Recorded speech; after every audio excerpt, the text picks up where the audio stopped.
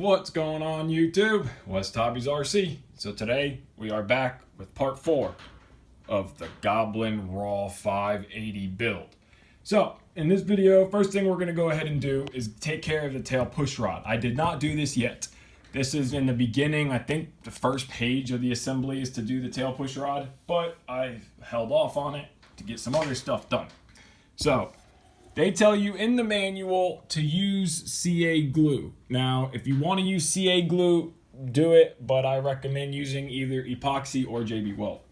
So we are going to get everything out of the bag, and what I'm going to use is epoxy. So make sure that this little brass piece here, make sure you slide that on your rod first. You don't have to glue it in place first, but get it on your rod, because once you get your ends on and your rod's epoxied into the rod, you're not going to get this on. So make sure you get this on first. Next tip that I will give you is, if you are epoxy, JB Weld, whatever you're going to use, CA, make sure you sand and clean the tips of the rod. Wherever there's going to be in contact with glue, you want to sand it to give it a good bite. Same with the aluminum. You want to get inside of there, maybe use a little dowel with a piece of sandpaper wrapped around it. I'll figure something out, but you want to scuff it up. Clean it good, because you want a good strong glue joint. You don't want nothing that can slip. So let me get these parts out of the bag. Let me find something that I can sand the inside of this with, and then we'll get started. So I went ahead, took some 220 grit sandpaper and just sanded the edge of where the aluminum is going to fit down over. And then I went ahead and I took a little piece of carbon rod and took some more 220 grit sandpaper, glued it to the rod, and used it to fit inside of the aluminum to basically sand out and scuff up the aluminum. So we did that to both, and both ends of the rod are done. Cleaned everything with rubbing alcohol. So now also they want 18 millimeters from the edge of the rod to where it inserts into the boom. So went ahead, did 18 millimeters.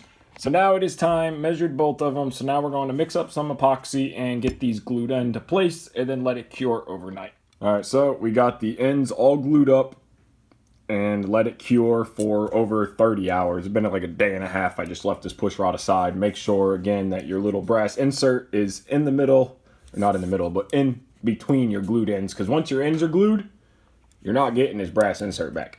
So now it is time to put the link ends on. So again, it's just regular, thread them on like a normal link. Make sure that when you go to pop them on the servo that the SAB logo is out. Just like on the swash plate links, SAB logo out. Same with the servo, SAB logo out. And then once we get the push rod installed, we can position that little brass insert right into the guide and then glue it onto the push rod wherever that guide is, where it's equal distance. We'll go over that in a second. So next step is the battery guide installation. Real quick, you can see that we got the boom on, rod on, push rod. So now we're going to do the battery tray installation. So I laid it out here the way it's supposed to go. This is going to be the back, this is going to be the front. This little plate's going to bolt on here. You'll notice there's 4 screws. This plate goes here, and this plate goes here. Now your little cam lever bolt, which is this guy, is going to go in the middle, and you're going to run the bolt through the cam lever like this. It'll slide through and screw into place. But the first step is going to be grabbing this little bracket here, and that is going to sit up into here like this, and then screw into place. So your battery tray will look like this when it is completed.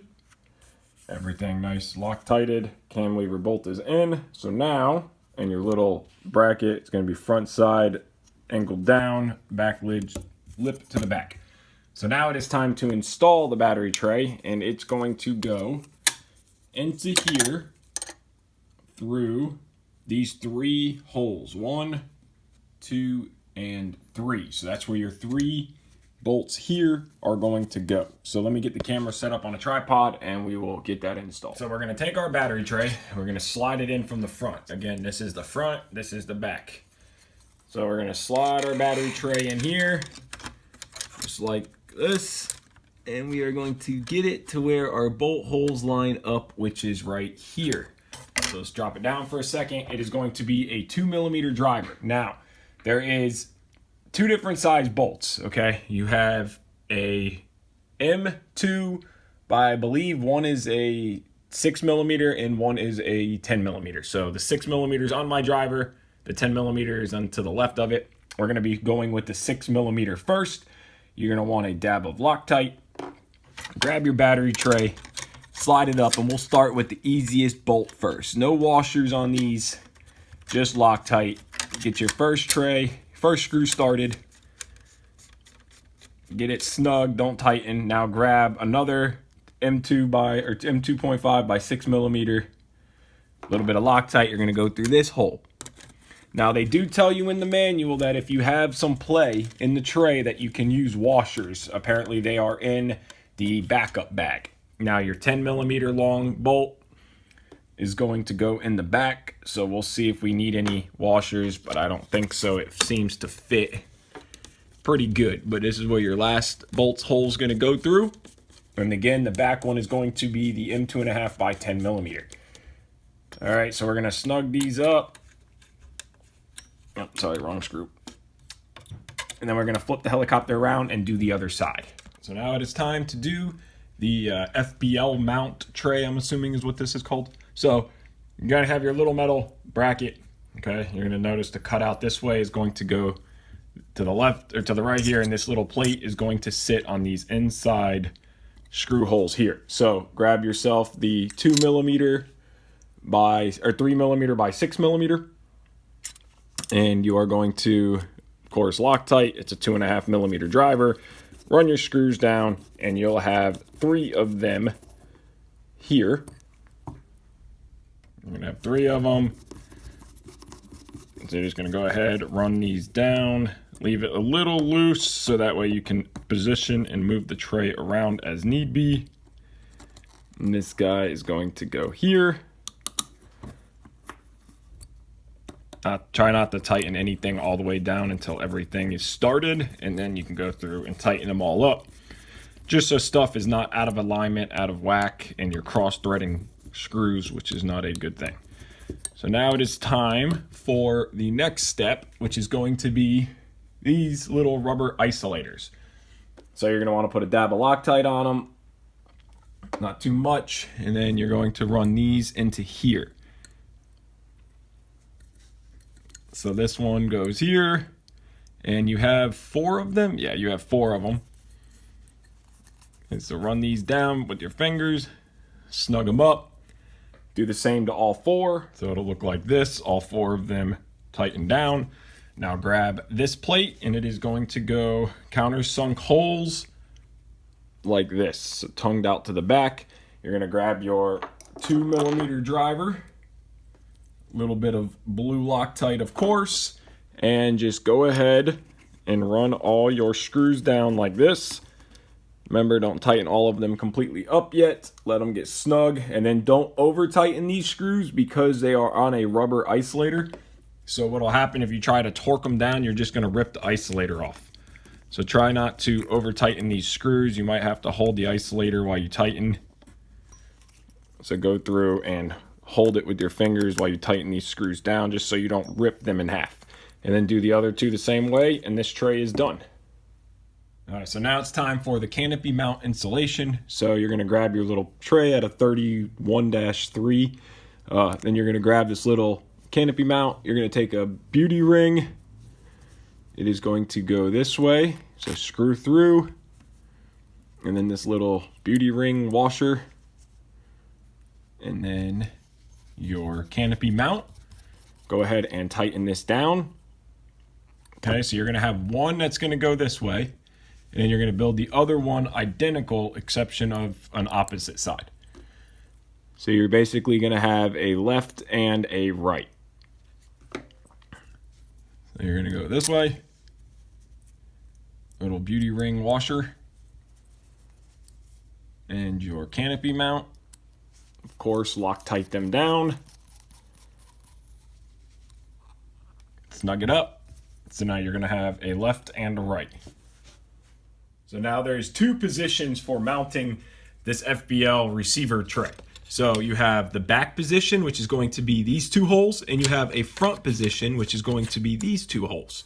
Okay, so now if you decide on the front position, they give you two M2 with lock nuts that you're going to want to use to mount the back hole through here, because your canopy posts need to go here. Okay, so if you're using the front position, you need to make sure that on your back bolt hole you use the M2 with the lock nut, but we're not, so we don't need that. So we're gonna slide this canopy mount, or not canopy mount, the FBL mount and canopy post back here. Then we're gonna take our 2mm driver, Loctited, of course, and then take your canopy mount, and you are going to get one screw started. Okay, run it down till it's snug, but everything is still movable. Grab your next M2 driver, or 2mm driver, 2.5mm bolt. Loctite it, of course. Then you are going to run that bolt hole through the back canopy mount. Okay, and then tighten it down. And then do the same on the other side, and then your FBL tray and canopy mount will be done. Next step is going to be the wiring. So I'm going to take a paper towel, alcohol, wipe all the surface down. We're going to double-sided tape the Icon 2 here, and then we will start with getting all the wiring routed. It's going to run along this side of the frame up into the back of the FBL. So let's get this clean, let's get the FBL mounted, and let's start with the wiring. So we got the Icon 2 Bluetooth mounted, nice and secure. I'm going to run it wires back. That way I have plenty of room in the front for USB cable. Even though it is Bluetooth, the initial setup is always better on the computer. And then any adjustments you can do through the Bluetooth. So now it's time to start the wiring. So I went ahead and uncoiled the ESC wires. So we have our main throttle wire, and then we have our auxiliary power, which is nice. This will run to an open port on the FBL, give you, just a second line of power, and then this yellow wire is your governor. So I really like that the Hobby Wing has an auxiliary wire plug for power, which is nice.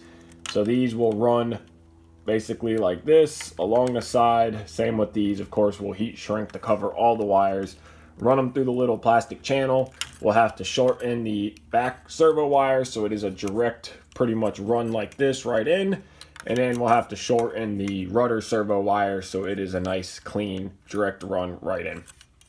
But now it's time for the fun part. Let's start wiring. So this is where we're at so far on the wiring. Went ahead, got everything wrapped in heat shrink, ran through the little tube, ran the front servo wires down, tied into the wires, brought them out the back here. So now next is going to be shortening the back servo wire and heat shrinking a nice bigger piece to wrap all these together to about here. That way they can't shave on carbon. And then we'll tie this one in as well.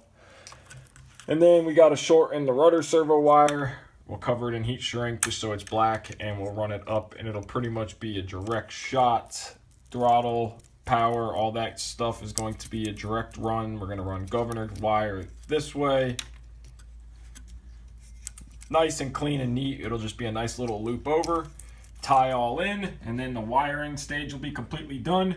We will set the radio part set up on it, go through the icon, set all that up, and we will be wrapping this video up and ready for a maiden flight. So we went ahead, got the back servo lead shortened, crimp a new end on it, same with the tail servo. So we ran our wires, of course, through here into this heat shrink junction, so everything's nice and clean, comes out together. So I got the 3 servo wires labeled. Of course, ESC is a different color, and then this is BEC power backup, and then governor, so real simple. Tail servo is already done and shortened, wired directly, nice and neat, clean, and simple. So I just covered all my wires in heat shrink like I always do, so they're black. Zip tie right here, straight up into the FBL. I know in the manual or other people, they'll run the wire back here, zip tie it to the boom and run it forward, but I shorten all my servos. And I asked David, who I'm building this helicopter for, and he was okay with me shortening it, whatever makes it look good. So now we will just nice and neatly come out of this bend and then run our wires straight into the icon. It'll just nice, neat, bam, bam, bam. And we are done and ready to run the satellites and start the setup. So we got all of our wires run into the icon. Tail servo wire ran up.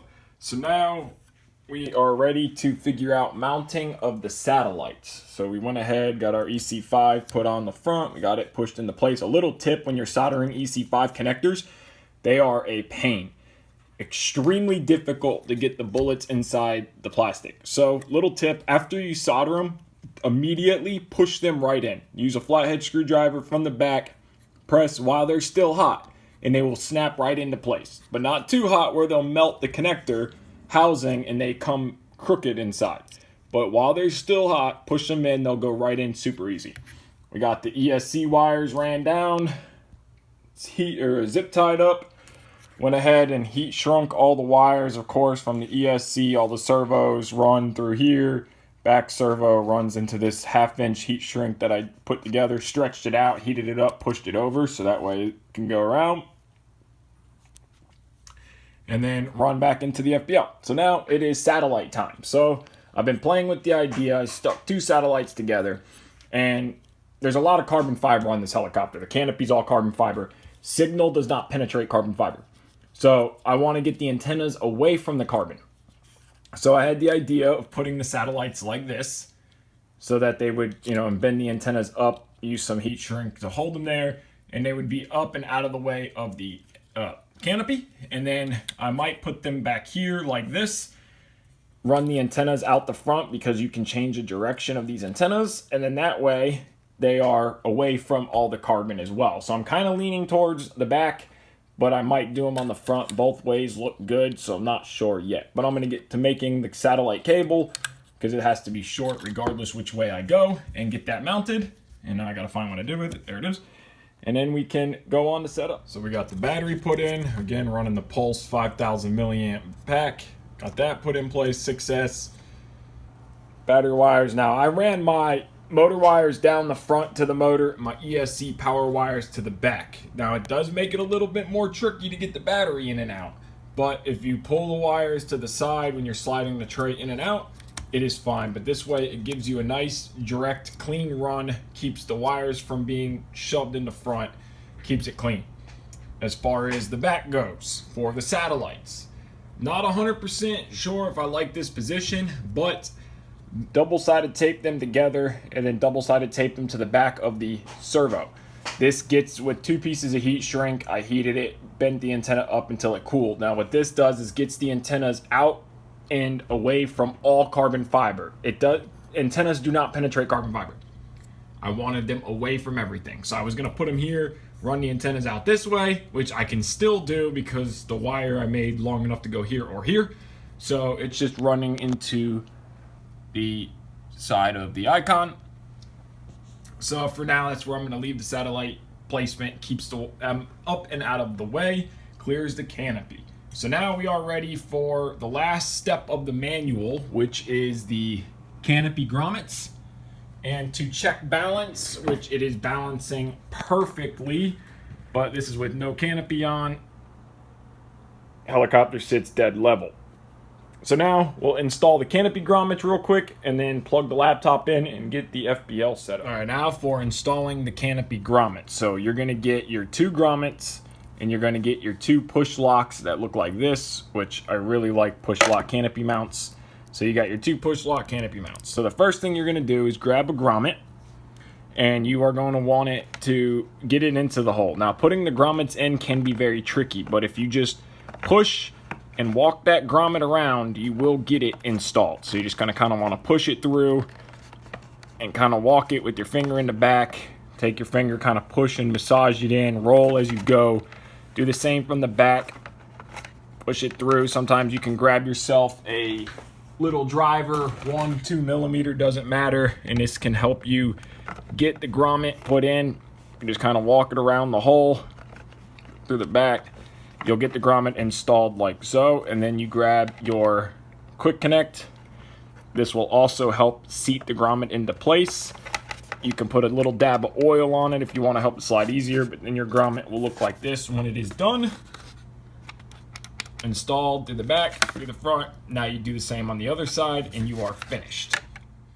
So we got the little USB cable. This is my little 90-degree adapter that I purchased for tuning the icons, because a lot of times I like to run my icons this way with the wires to the back. Sometimes I run with wires to the front depending on the helicopter build, but this little 90 makes it nice, especially for the Bluetooth ones that don't have the serial port to plug in the little extender, or the little remote USB. So I got my 90-degree USB cable right into my micro USB and going to my laptop. So we're just going to go ahead and go to icon software.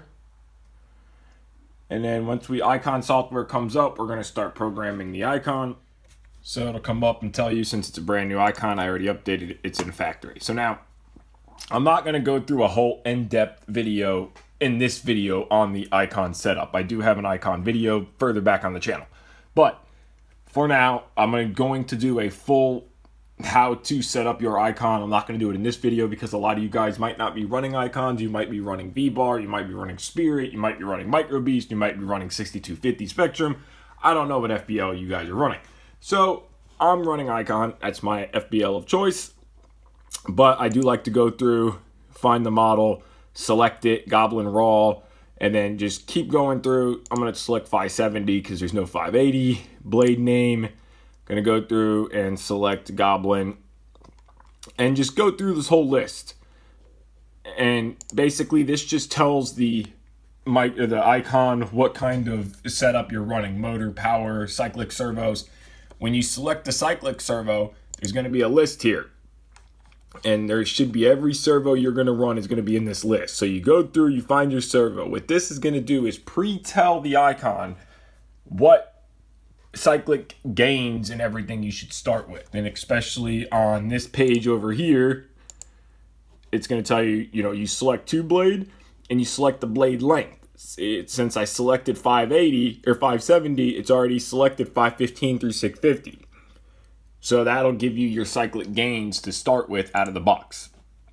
So I'm going to go through, set this up, and then we'll be back with programming the Hobbywing ESC. So in the very beginning of the build, we've seen this little servo's little spacer marker gauge thing.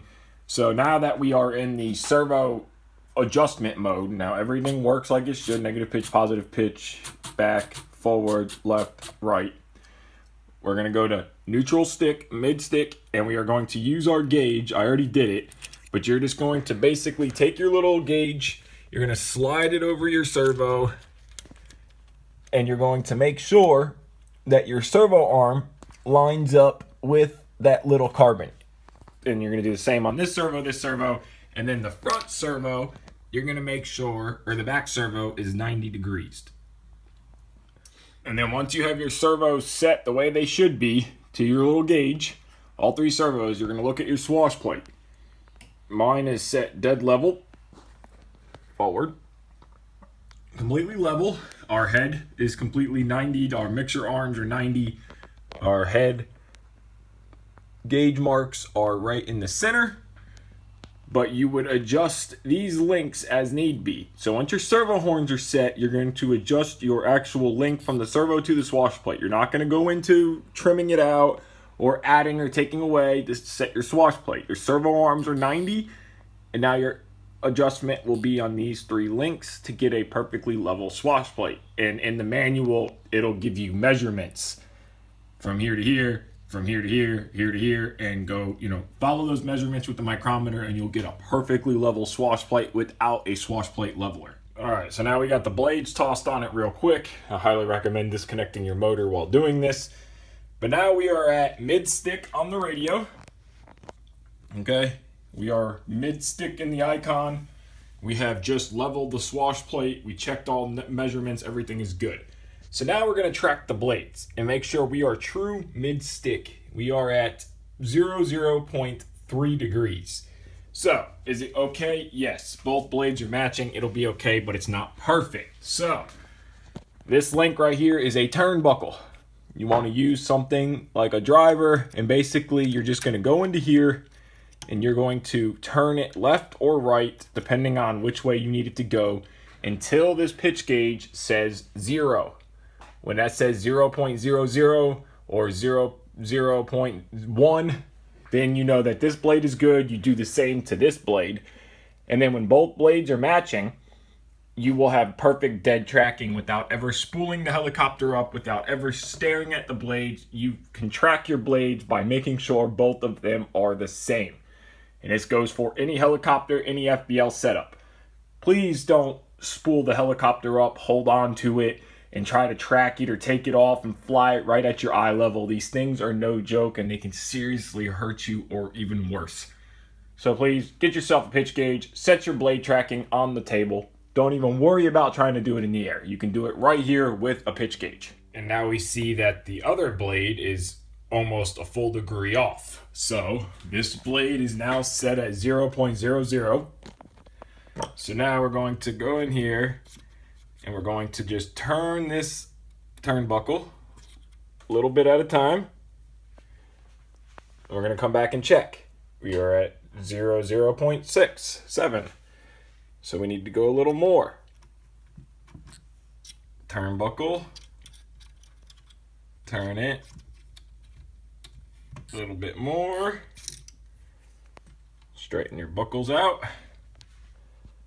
Check. We are at 0.5/6. Okay. And then basically this is all you do. And we are just a hair over. So we need to move it just the tiniest bit.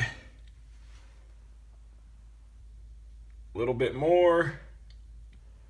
Make sure blades are in line with the tail boom. We need to go just a little bit more. And there we go. We're at 0. Oh, it said 0.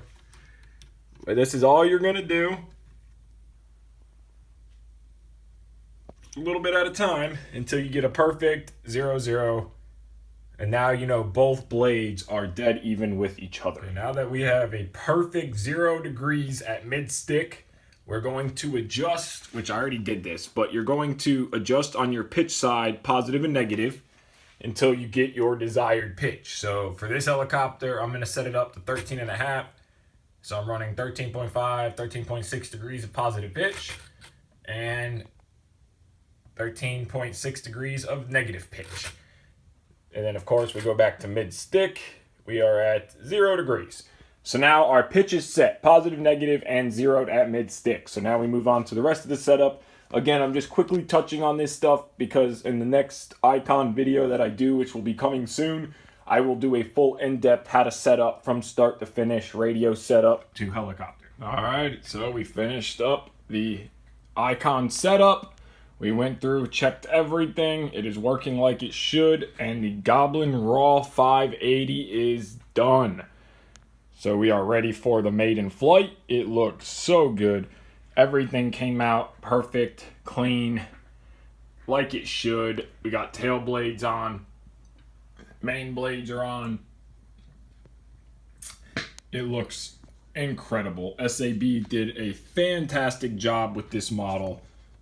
They really build an incredible kit. That X-Nova motor looks so good inside of there. No wires visible from the outside of the helicopter, just like I like them. It literally looks perfect.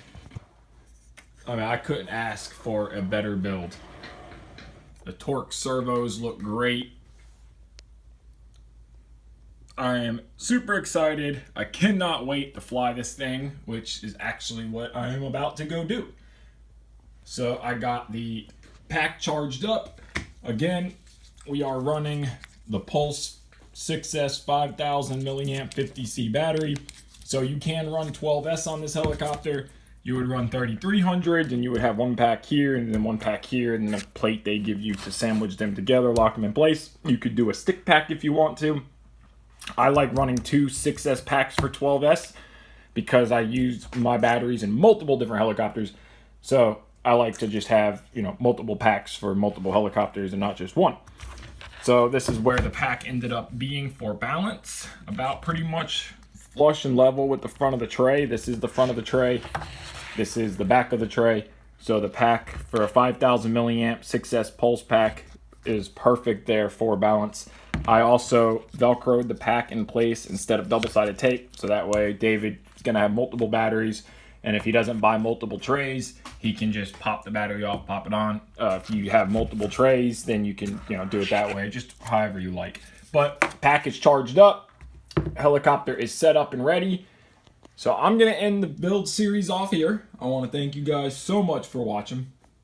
I hope this has helped some of you. You have learned. I hope that these build techniques have really give some people some light. And if you guys are building a RAW 580, I hope these videos, you follow them and you find them useful. So we are going to go maiden this thing, and I'm going to end this video off here. Thank you guys so much for watching. Take care. Give this video a like, subscribe, help me out big time, and have a great day.